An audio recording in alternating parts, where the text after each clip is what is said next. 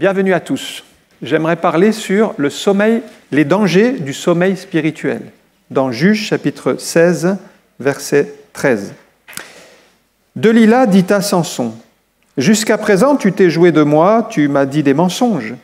Déclare-moi avec quoi il faut te lier. » Il lui dit, « Tu n'as qu'à tisser 7 tresses de ma tête avec la chaîne du tissu. » Et elle les fixa par la cheville.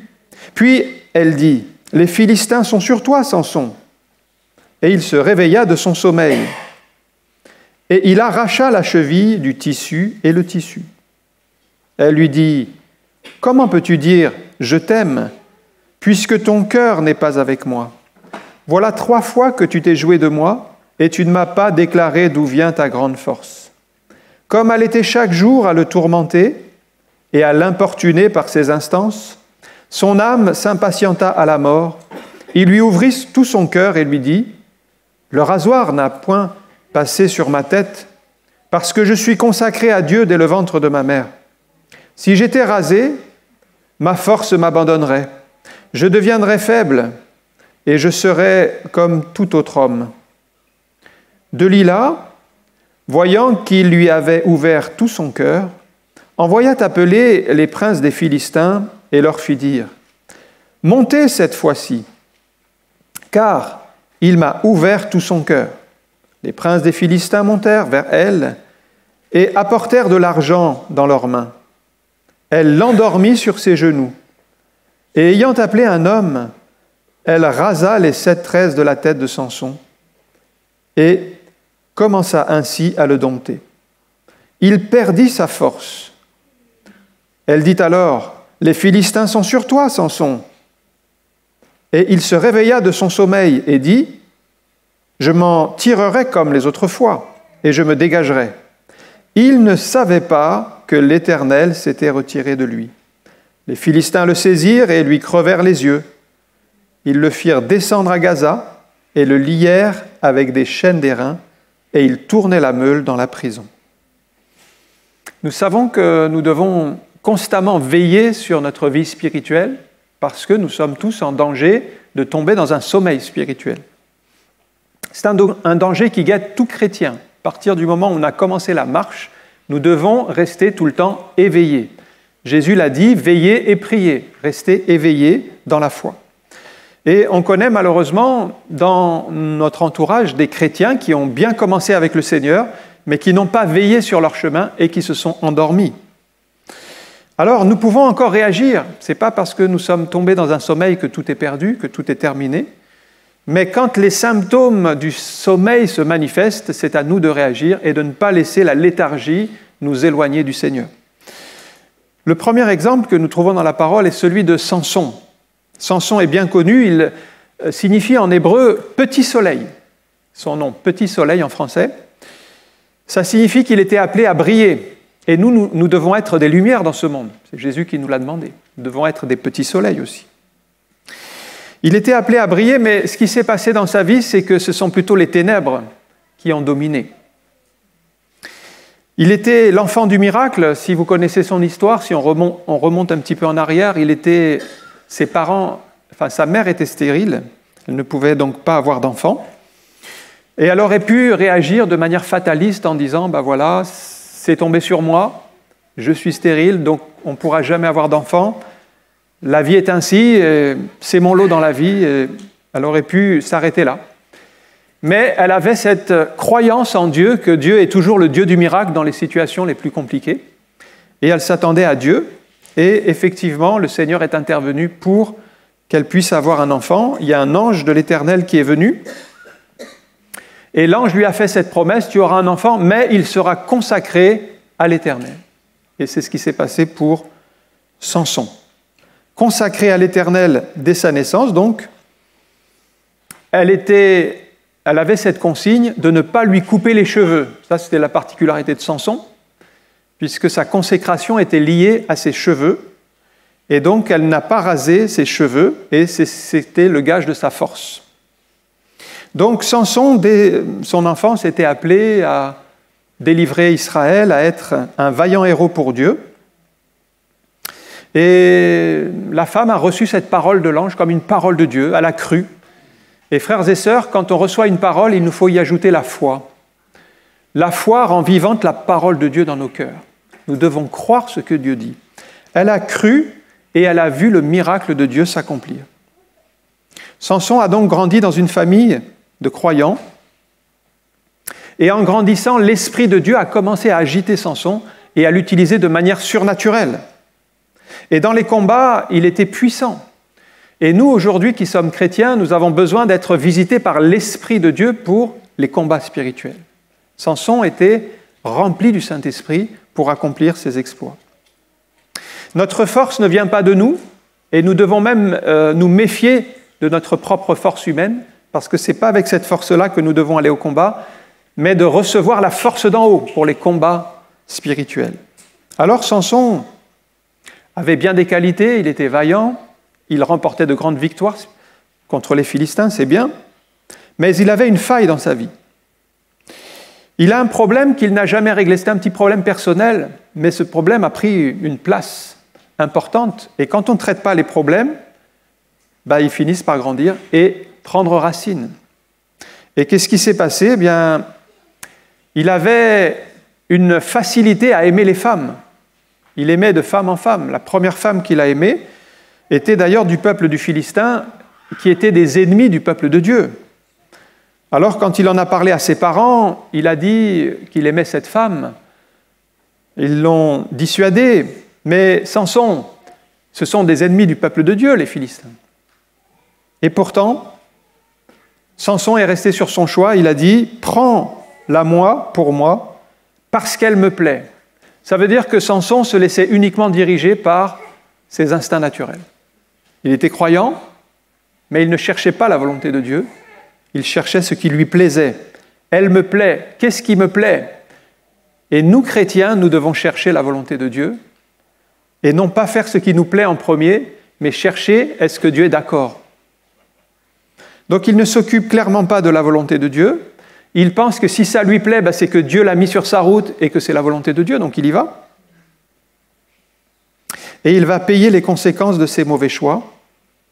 Terrible histoire, donc il va se marier avec cette première femme. Et alors qu'il va retourner dans sa famille pour voir ses parents, comme il y avait eu une dispute entre Samson et des Philistins, le père de sa femme a donné la femme de Samson à un autre. Et quand il revient, quelque temps après, il se rend compte que sa femme n'est plus sa femme. Et le fait d'avoir désobéi à Dieu, il se retrouve dans les complications. Ça commence, ça tourne mal avec la première femme qu'il a aimée.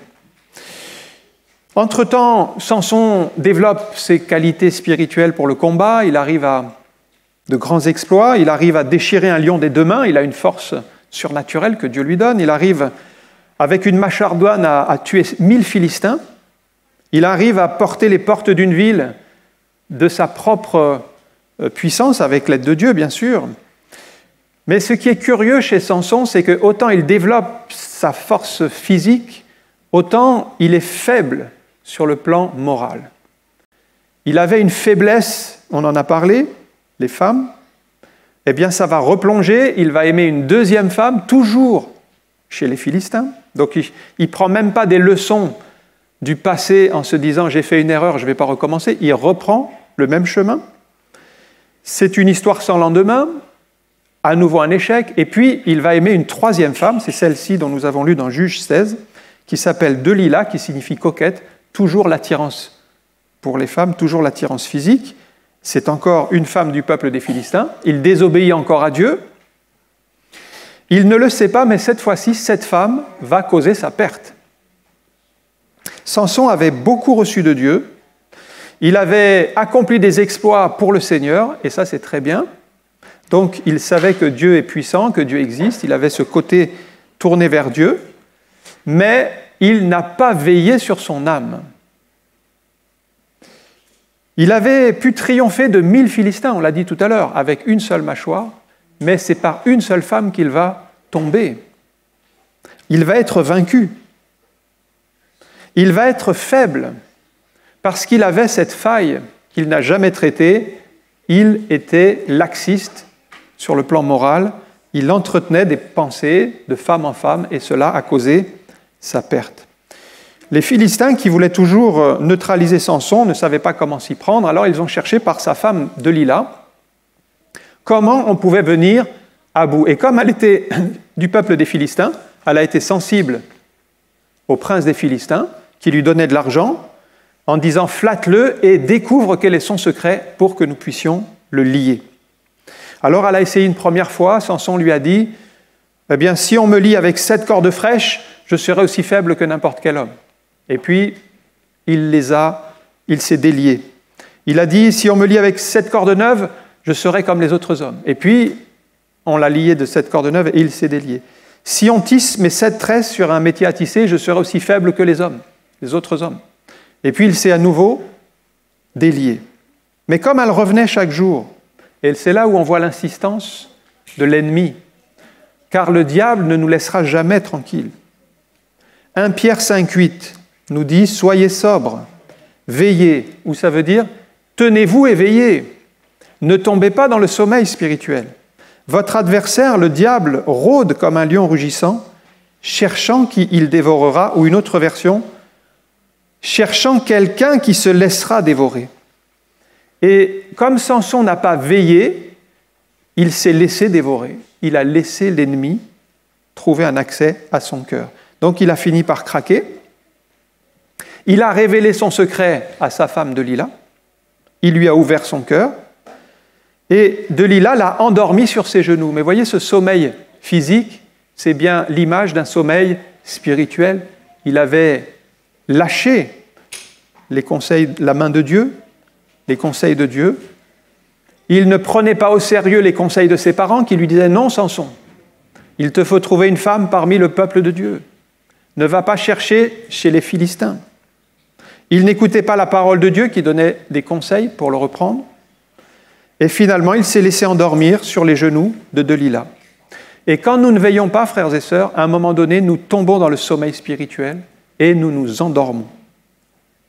Et si nous tombons dans le sommeil spirituel, nous serons facilement vaincus, comme Samson a été vaincu par les Philistins, parce qu'il n'avait plus la force de répondre.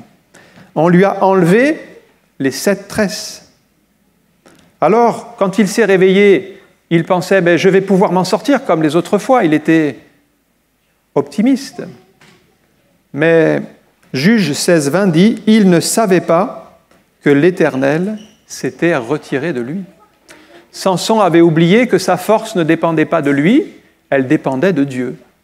Voilà un croyant qui a périclité, qui a connu des sommets avec Dieu, mais qui n'a pas veillé sur son âme et qui a plongé spirituellement. Les conséquences du sommeil sont tragiques. Qu'est-ce qui s'est passé dans la suite? Ils ont pris Samson, donc il n'a pas pu se dégager, contrairement à ce qu'il croyait. Ils lui ont crevé les yeux qui étaient pour lui une occasion de chute, puisque à chaque fois il se laissait séduire. Eh bien, il a perdu la vue physique, mais en même temps, il avait perdu la vue spirituelle. Et puis, il est enchaîné comme un esclave dans la prison, il va tourner la meule. Et Jésus dit ceci dans Jean 8:34. « En vérité, je vous le dis, leur répliqua Jésus, quiconque se livre au péché est esclave du péché. » C'est là l'exemple de Samson. Malheureusement, l'exemple qu'il nous laisse, c'est l'exemple d'un croyant qui a connu des sommets avec Dieu, il a connu la plénitude du Saint-Esprit, qui n'a pas veillé sur sa voie, qui a aimé le péché. Il est devenu esclave du péché et il a plongé spirituellement à cause de son laxisme sur le plan moral. En entretenant un péché secret, les convoitises personnelles qu'il n'a jamais confessées, qu'il n'a jamais été délivré, il n'a jamais triomphé de cela, eh bien, ça a été un poison dans sa vie qui l'a infecté jusqu'à la fin. Il était déjà dans une prison spirituelle, il s'est retrouvé dans une prison physique, et à la fin de sa vie, les cheveux de Samson ont repoussé. Il a eu le temps de se repentir, de demander pardon à Dieu. Sa force lui est revenue, et il a été conduit dans le temple de Dagon, où il y avait une fête avec plusieurs milliers de Philistins qui étaient rassemblés. Ils ont voulu amener Samson pour s'amuser de lui. Et il a demandé à la personne qui l'avait mené de mettre ses 2 mains sur les 2 colonnes du temple. Et il a eu cette force, cette dernière force que Dieu lui a donnée, de pousser les colonnes, et le temple s'est effondré sur tous ses ennemis du peuple de Dieu. À ce moment-là, il est dit que dans sa mort, il y a eu plus de Philistins qui sont morts que pendant sa vie. Mais la trace que laisse Samson encore aujourd'hui, c'est celle d'un croyant qui n'a pas veillé, qui s'est endormi, qui a laissé un péché dominer sur sa vie et qui s'est égaré. Donc nous devons en tirer des leçons pour ne pas tomber dans les mêmes pièges. Je prends un deuxième exemple qui est celui des disciples. Les disciples auprès du Seigneur. Les disciples étaient rassemblés auprès de Jésus pour la dernière Pâque. Et Jésus s'est rendu avec eux au jardin de Gethsémanée. Gethsémanée signifie pressoir à huile. C'est là qu'il y a eu le combat spirituel contre l'ennemi, contre l'adversaire qui voulait empêcher Jésus d'aller jusqu'à la croix. C'est un lieu de combat et Jésus savait cela, il savait que c'était son grand combat et il s'est entouré de 3 disciples qui s'appelaient Pierre, Jacques et Jean. Il a dit « Venez vous 3 avec moi, on va prier à l'écart ». Et pendant qu'il était là, il priait dans ce grand combat. Les disciples savaient que c'était un combat, mais ils se sont endormis. C'est dans Matthieu 26. Alors, Matthieu 26, 39. Voilà ce que Jésus prie. « Mon Père, s'il est possible que cette coupe s'éloigne de moi. » Il est question ici de la croix, mais Jésus est venu pour donner sa vie pour le monde entier, mais il y a ce combat spirituel. Le diable fait tout pour l'arrêter. Toutefois, Jésus poursuit. « Toutefois, non pas ce que je veux, mais ce que tu veux. » C'est-à-dire que Jésus a toujours soumis sa volonté à celle de Dieu, même s'il y avait des combats. Job 23, 12 dit ceci, « Je n'ai pas abandonné les commandements de ses lèvres, j'ai fait plier ma volonté aux paroles de sa bouche. » Et ça, c'est pour nous un modèle que nous devons faire plier notre volonté à la volonté de Dieu. En définitive, c'est toujours la volonté de Dieu qui prime. Que la volonté de Dieu soit faite. Et c'est ainsi que Jésus va prier. Mais les disciples se sont endormis. Matthieu 26, 40. Il vint vers les disciples qu'il trouva endormis. Et il dit à Pierre, « Vous n'avez donc pu veiller 1 heure avec moi. Veillez et priez afin que vous ne tombiez pas en tentation. L'esprit est bien disposé, mais la chair est faible. » Là, on est vraiment dans le moment décisif où Jésus prie en agonie à Gethsémanée, donc sa sueur va se transformer en grumeaux de sang. Il a besoin d'être entouré. Et au moment de la prière, en fait, au moment de la grande épreuve, les disciples se sont endormis. L'esprit est bien disposé, c'est-à-dire ils voulaient prier, mais le sommeil a gagné leur cœur. La chair s'opposera toujours à la prière, frères et sœurs. L'esprit est bien disposé. Vous avez le désir de prier, vous voulez mettre un temps à part, mais la chair, elle ne veut pas que vous priez. La chair est opposée à la prière. Et on peut dire que chez les disciples, à ce moment-là, c'est la chair qui a pris le dessus sur l'esprit. Même s'ils voulaient prier, ils n'ont pas réussi à prier. Donc la chair, pour nous, c'est un des 3 grands ennemis. Les 3 grands ennemis du chrétien, c'est d'abord le diable, notre ennemi numéro 1. Deuxième ennemi, c'est le monde et ses plaisirs, ses tentations. Troisième ennemi, c'est nous-mêmes, la chair. La chair, c'est un ennemi qui nous éloigne de Dieu. Et que dit Paul? Qu'est-ce qu'on doit faire de cette chair qui est là, que nous avons? Galates 5, 24. Ceux qui sont à Jésus-Christ ont crucifié la chair avec ses passions et ses désirs. Remarquez bien que si vous êtes à Jésus-Christ, c'est le passage obligé. Si vous êtes en Christ, vous devez crucifier la chair. Qui est-ce qui doit crucifier la chair? Est-ce que c'est Dieu qui doit le faire ou est-ce que c'est nous qui devons le faire? Mais c'est nous qui devons le faire. Dieu nous demande de le faire. Donc c'est à chacun de crucifier sa propre chair, de renoncer à soi-même, d'accepter la volonté de Dieu et de lui obéir. Si on ne le fait pas, en fait, la chair va grandir. Naturellement, elle va s'étendre. Elle va dominer sur notre vie et ça va être une entrave. C'est la raison pour laquelle très peu de chrétiens prient finalement. Ils savent qu'il faut prier, c'est bien de prier, mais ils ne le font pas parce que la chair a le dessus. Et tant qu'elle n'est pas crucifiée, eh bien, vous n'arriverez pas jusqu'à la prière et vous vous endormirez au temps de la prière, comme les disciples car la chair est toujours là avec ses passions. Et en fait, pour développer une vie de prière, il n'y a pas d'autre solution que de crucifier la chair. Tant que la chair domine, la prière sera très faible.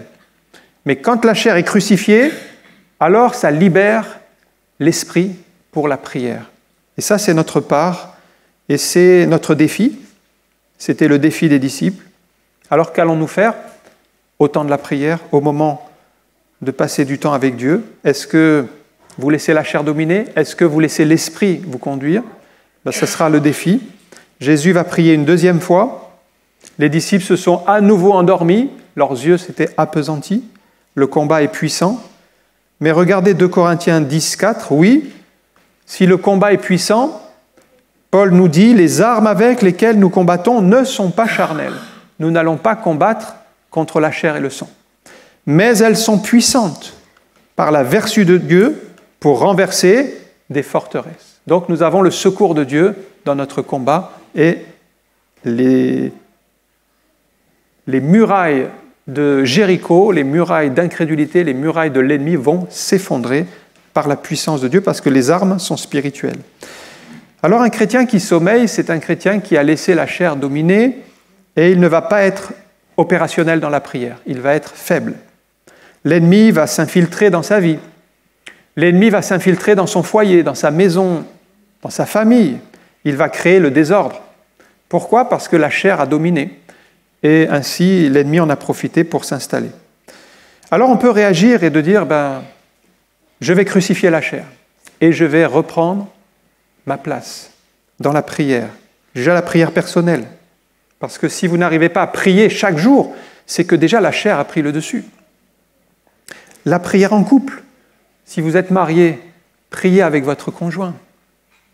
La prière en famille, priez avec vos enfants, c'est-à-dire rassemblez vos enfants et ayez un temps, ne serait-ce que de lire quelques versets de la parole de Dieu, une prière, et on bénit notre famille. Prions à l'église, que ce soit les réunions du mardi soir, que ce soit le dimanche matin, que ce soit les jeûnes et prières du samedi, que ce soit les réunions de maison, il y a toujours des occasions de prier dans des réunions avec des frères et sœurs. Prenons notre place et élevons la voix. Il y a un bon moyen de crucifier la chair, frères et sœurs, c'est quand vous élevez la voix, vous crucifiez la chair, vous faites taire la chair. Quand vous n'osez pas élever la voix, en fait, il y a toujours cette crainte qui est là, mais il faut la faire taire. La crainte, il faut la chasser. L'amour parfait bannit la crainte. Et un bon moyen de faire taire cette crainte-là, c'est d'élever la voix et de dire ne serait-ce que quelques mots. Vous voyez, pas besoin d'être très long dans la prière, mais quelques mots, c'est déjà des victoires qui sont remportées, et déjà la chair est tenue en échec. Troisième exemple, c'est celui d'Eutychus. Là, on est dans le 3e voyage missionnaire de Paul, qui va se retrouver à Troas, donc en Asie mineure. Et le premier jour de la semaine, alors le premier jour de la semaine à l'époque, c'était le dimanche. Le dimanche qui était un peu l'équivalent du lundi pour nous aujourd'hui, c'était un jour de travail pour les gens. Et donc, ils faisaient le culte le dimanche soir, puisque la journée était travaillée, on se réunissait le soir. Le culte avait lieu dans les maisons, et Paul enseigna jusqu'à minuit, Actes chapitre 20, verset 9. Et voilà un jeune homme, nommé Eutychus, qui était assis sur la fenêtre. Il s'endormit profondément pendant le long discours de Paul. Entraîné par le sommeil, il tomba du 3e étage, et quand on voulut le relever, il était mort. Voilà un croyant qui est mort par son sommeil. Pourquoi Eutychus est assis au bord de la fenêtre? Ça, c'est une question qu'on peut se poser, parce que c'est quand même pas un endroit très sécurisé. Quand vous êtes assis au bord de la fenêtre, surtout au 3e étage, déjà vous prenez un petit risque. Mais en plus, avec la fatigue, il commence à s'assoupir, il n'a même pas eu l'idée de descendre, il s'est endormi directement sur la fenêtre. C'est très grave. Donc Eutychus était entre deux chaises, il avait un petit peu une oreille vers l'extérieur, le monde et ses discours, il avait une oreille dans l'intérieur, mais finalement le sommeil l'a gagné et il a plongé. Quand on est entre deux chaises, on n'est pas vraiment dans les voies du Seigneur. On est toujours en risque. Il était bien présent de corps, mais son esprit vagabondait. Peut-être ses pensées étaient ailleurs, il s'est endormi, il a pensé à autre chose, alors que c'était le temps d'écouter la parole de Dieu. Et là, nous devons veiller à nos pensées pour les recentrer sur les choses de Dieu, les choses spirituelles, et ne pas partir dans des voyages dans notre tête. Et donc, il n'a pas vu venir le sommeil qui est tombé sur lui. S'il l'avait vu venir, il serait descendu. Il ne l'a pas vu venir, et c'est ça aussi un des problèmes du sommeil, frères et sœurs. C'est que le sommeil, nous ne le voyons pas venir. Nous sommes là, et puis, tranquillement, nous nous endormons. On ne le voit même pas venir. Alors, ça va être fatal. Le sommeil va gagner son corps, mais son sommeil spirituel est là. Ça va le faire plonger vers le bas, c'est-à-dire que le sommeil spirituel, s'il vous atteint, il va vous enfoncer, vous, et va vous entraîner avec votre conjoint, votre famille. Tout va plonger à cause de ce sommeil. Alors, il n'a pas eu le temps de réagir, parce qu'on ne l'a pas vu, il n'a pas senti le sommeil arriver. Les autres chrétiens n'ont même pas vu qu'il s'endormait. Sinon, il y a bien un chrétien qui l'aurait réveillé, il lui dit « Attention, Eutychus, tu vas tomber, tu t'endors. » Personne ne l'a vu. Donc, il est tombé, c'était trop tard. Et aussitôt, ils sont descendus, bien sûr, pour voir ce qu'il en était, mais ils ont trouvé qu'il était mort. Paul ne s'est pas laissé arrêter par ce drame. On était en plein dans un culte, c'est quand même terrible. Vous êtes dans un culte, vous écoutez la parole de Dieu, puis il y a quelqu'un qui meurt comme ça. Mais Paul a pris Eutychus dans ses bras, et ça nous parle de l'affection fraternelle, ça nous parle de l'amour fraternel, de nous soutenir les uns les autres, de nous entraider. Il a prié pour le jeune homme, et Acte 16, verset 10 nous dit « Son âme était en lui ». Donc il est revenu à la vie par la prière de l'Église. Le jeune homme est remonté dans la chambre où ils faisaient leur culte, et c'est certain qu'il n'est pas retourné s'asseoir au bord de la fenêtre parce qu'il savait que c'était dangereux, mais il a compris la leçon que le sommeil, ça conduit à la mort. Il sait que le sommeil, c'est grave. Maintenant, il va rester éveillé, et s'il voit quelqu'un qui tombe dans le sommeil, il va le réveiller, parce qu'il sait qu'il y a un danger derrière. Et ça nous parle de nous qui sommes vigilants à veiller les uns sur les autres et à nous tenir ensemble, bien éveillés, parce qu'on sait que le sommeil spirituel, ça va conduire à la mort spirituelle, et on ne veut pas que nos frères et sœurs tombent là-dedans. Je termine avec Jonas, qui est aussi un croyant qui a plongé un jour dans le sommeil. Jonas, qui était serviteur de Dieu quand même, c'était un prophète, et Dieu lui a donné un ordre assez simple d'aller à Ninive pour prêcher la parole de Dieu à ce peuple. Mais Ninive, c'était des ennemis du peuple de Dieu, et Jonas ne voulait pas aller annoncer la grâce de Dieu, l'amour de Dieu à ce peuple. Jonas était un juif assez centré sur lui-même, il voulait que Dieu s'occupe que de son peuple. Donc il avait le devoir d'obéir, mais il n'a pas envie, à cause des ennemis du peuple d'Israël, alors il va s'enfuir à Tarsis, vers Tarsis, au sud de l'Espagne. Et comme il décide de désobéir à Dieu, en fait, tout fonctionne bien.